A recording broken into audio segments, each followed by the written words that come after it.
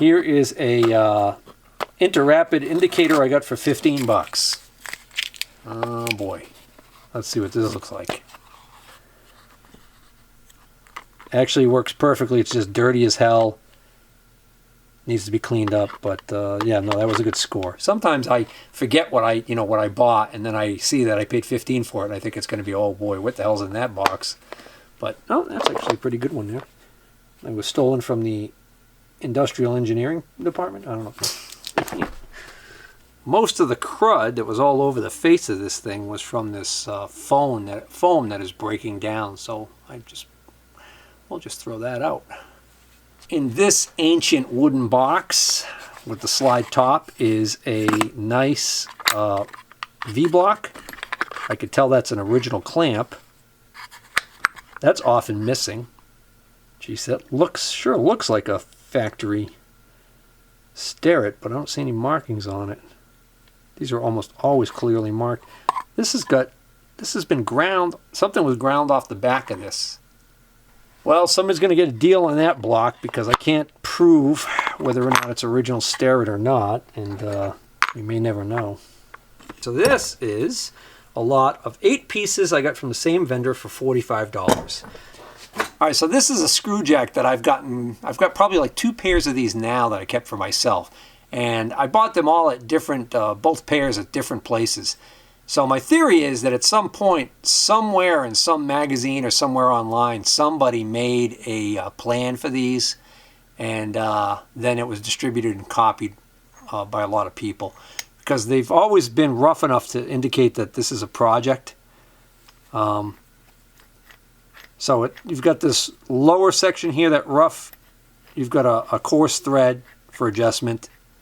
And then you've got this part right here, which there's supposed to be a C-shaped piece that slides in here and creates a stop so that you can kind of do a gross adjustment here and then you do your fine adjustment here.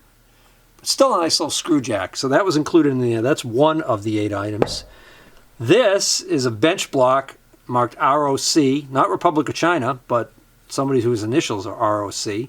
Homemade bench block, kind of crude with the whole layout. No V in it, but still, it's got a knurling on it. What the heck. That's number 2. This is a scriber, which I think this might be a Starrett. So I'll give you a quick look before I look at it under magnification here, so you can make your guesses while I look. So this little set screw right here is supposed to hold a like a brad nail or something in there as the scriber. So part of me thinks, oh yeah, this is shop made because it's not uncommon for these to be made as a project. The fact that it's got this screw in here instead of a nice thumb screw to basically hold this in position. On the other side of the coin, we've got this nice detail that's done on the finial that looks almost too nice. But hey, some guys just were that good. It's got that tiny bit of knurling on there. This screams genuine Starrett or Lufkin. Some of the early stuff just wasn't that well marked. So that's going to be a mystery. But unless I missed it, I didn't see any markings on there. This cute little honey right here is a Moore & Wright small tap handle. I just thought that was so cool. Love the workmanship on that. And that's Moore & Wright of Sheffield, England. Items 5 and 6 are these 2 tap extensions. They're made in India, so they're just imports, but they're handy when you need one. Item number 7, this cute little oiler. It's got a patent date of April 2395, meaning 1895. Made in the USA. No other name on it. This might be a Singer. This might have been one that came with either a sewing machine back in the day, or it is also quite possible that this is for a gun or rifle or something. It has this little tiny spout, which is not uncommon, but it has also this little needle dipper, which does make it a little unusual. And the last item in this lot of 8 items that I picked for 45 bucks is this beautiful, to me anyways, early height gauge. Never have I seen one of this particular design before. So obviously a scriber, well, if it's not obvious, that hole right there is for a scriber. That's missing. So it appears what we got going on here is that we've got this rough adjustment here. And that once you tighten this down, I believe you turn this little thumb wheel down here, and that gives you precision fine adjustment. So somehow there must be teeth in here that mesh with this thing. So this is clearly marked Standard Gauge Company of Athol, Massachusetts. So this is pretty early. October 7th, patent date of October 7, 79. So that would be 1879, folks. So I haven't checked yet on the valuation of this thing, but there are people who collect early height gauges like this, so it'll be interesting. Note to self, add this in earlier in this video.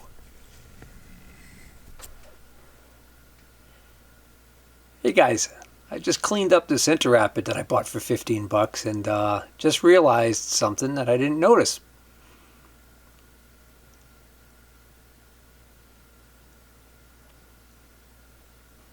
Hey guys, just cleaned up this Interrapid that I got for 15 bucks and just noticed that this is a 10th model Interrapid.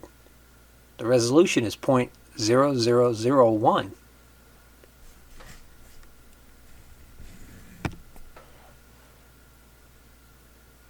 Most of the Interrapids I come across do not have this resolution. They have .005 or a half thou per division resolution. So that makes this one a little bit more interesting.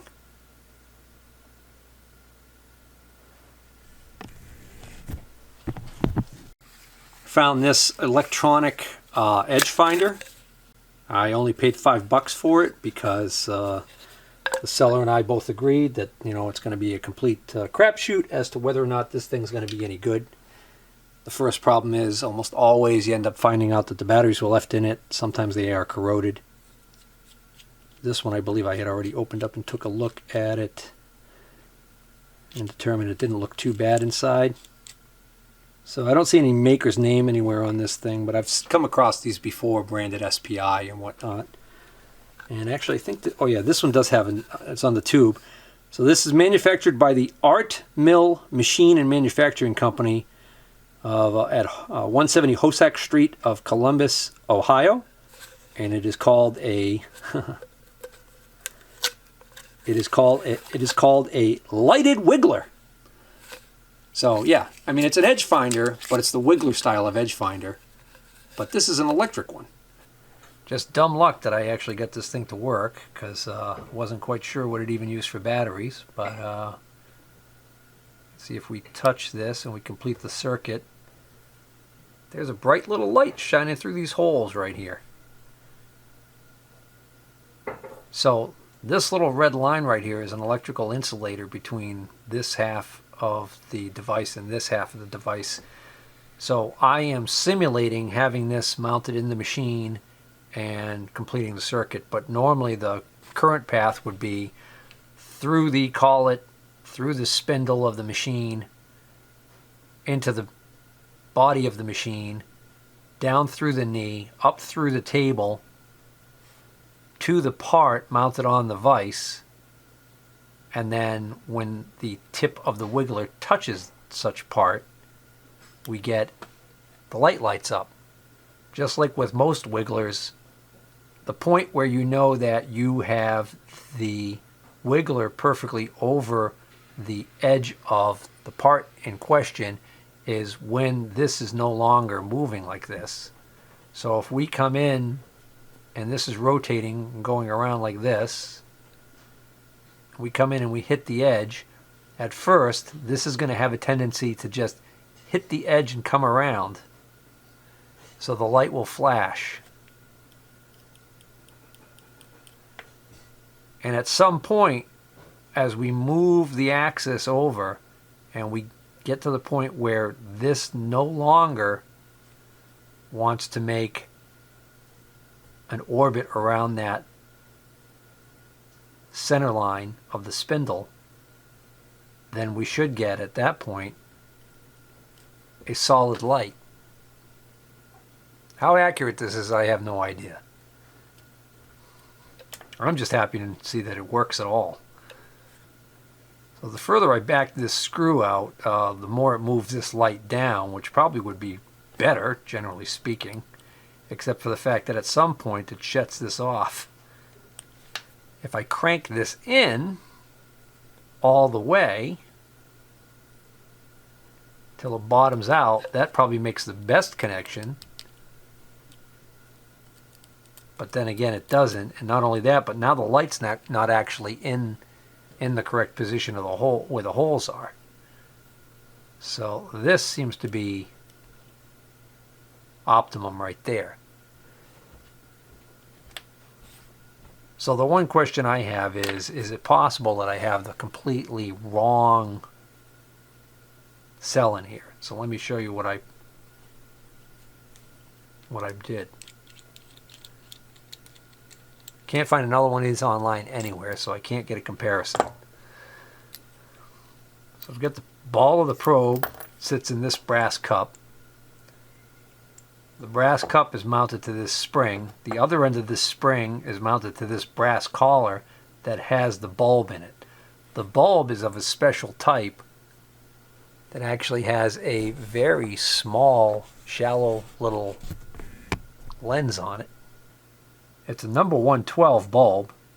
I don't want to force it. It must be just press fit into this cup right here, but it doesn't want to come out easily. So I'm just going to leave it alone since it's working.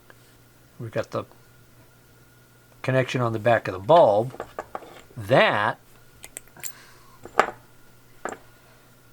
This collar was just in there loose when I took this apart initially, so the collar could go on this way or it could go on this way. If I put it on this way, it won't work at all, so I'm pretty confident that I had it right the first time putting it on this way. And then I noticed that, well, the diameter down there is just like the perfect diameter for a AAA cell. So if I drop the AAA cell in there, this actually works. So is it possible that there's supposed to be a cell in there, the diameter of a AAA cell, that's a little bit shorter? So my first question is, what's the voltage of a 112 bulb? This is a Mitutoyo combi mic. I think that's what the Mitutoyo called these. I noticed that some of them are marked combi mic and some aren't. This one is just marked made in Japan. It's part number. But that's a mechanical numerical counting direct reading micrometer, 0 to 1 inch. These are actually pretty nice. They tend to be, the Mitutoyo ones tend to be pretty durable. This is just a little Mitutoyo box, I think. Yeah, this is just a little Mitutoyo box, but I noticed that the paperwork inside shows that this was actually for a little Mitutoyo precision ground square. I would have loved to have gotten that. Here's an old Brown and Sharp box with a pretty nice drop indicator in it. Works perfectly. Just got a little bit of a rub there on the crystal. This looks like it may have never been mounted. This might be new old stock. And marked made in the USA, this would have been made right in Rhode Island, one state over from me. I wonder if that's original to this or whether or not this was used. Yeah, I think maybe this may have been used and it just was this type of snug was used on here. Light use though. Here's a center head, completely unmarked. No, I take that back. This is a Lufkin center head. I almost didn't catch that. It's marked, it's embossed in here, hardened, but then very lightly is actually, it says Lufkin on there. So that's a Lufkin center head. This is a package of precision twist drill bits. These, so originally it was a package of 12. Huh. Long suckers. Oh, here's the Lufkin 12-inch blade. And then I got this little square. It would be great if this was a Starrett, but it is not. It's a Brown and Sharp. The reason why I say it would be great is if it was a Starrett is because earlier in this series I showed that I come across a box for a Starrett small combi square, but no square. Well, that's a really nice clean Brown and Sharp there. This is a Phase 2 spin indexer, 5C. It's actually still got a collet left in there, so if you haven't seen one of these before, the way this works is you got a basically it's a collet closer built into a fixture. This one's made in China. China! By Phase 2. Marking out the name Phase 2. China. Once you've got your piece of round stock that you want to do your operation on, or a mandrel in there if you're going to hold some other, like a gear blank or something, once you have that mounted in there, you can have this on the milling machine. You can tram it. Well, actually, this one does not have. Some of these actually have a machined spot on the side that you can use to tram the thing right in. But anyways, the idea is we've got this locking pin, and what you do is you take this pin and you slide it through the hole, one of these holes in the back here, okay? And then that'll allow you to rotate this and index this in degrees. So that's like position number 1. You can pull this pin out and rotate it to the next position. So like if you were cutting splines or something like that, or flats on something, you could do that. Now, the increments of how many degrees each division is regulated by which one of these holes you actually put this pin in. So, kind of a handy thing.